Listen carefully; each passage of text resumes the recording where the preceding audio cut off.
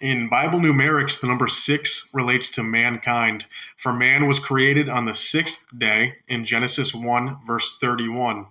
But the number 6 itself, without the T and the H at the end, first shows up in Genesis 7, verse 6, in reference to Noah being 600 years old when the flood came. So it has some significance to the judgment of man, and particularly the men and women of Israel. In Genesis chapter 46, verse 26, when Israel and his descendants were moving to Egypt, he left with 66 souls, which just so happens to be the amount of books in the Bible. And when Pharaoh pursues Israel at the Exodus, he takes 600 chariots. All throughout Samuel and Judges, we see a grouping of 600 men. So there is some significance to mankind in the number 6. And obviously in Revelation, we see it's the number of man. 666 shows up multiple times, and that is linked to the number 13.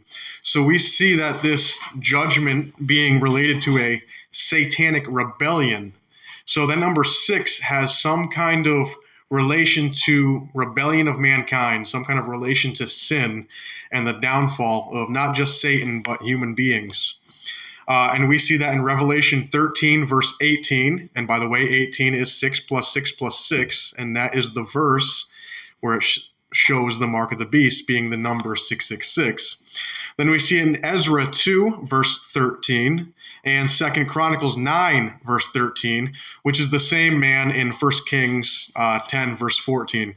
6 also has to do with a division of time. Our day is divided into 4 6-hour periods. And at about the 6th hour, Christ died on the cross for the sins of the world, which we see in Luke chapter 23.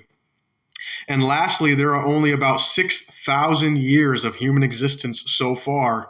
And the last 1,000 years will be a millennial Sabbath where Jesus Christ reigns supreme over this earth. So we see man rules earth now, again, 6,000 years of human existence, and another 1,000 years to go before God creates a new heaven and a new earth.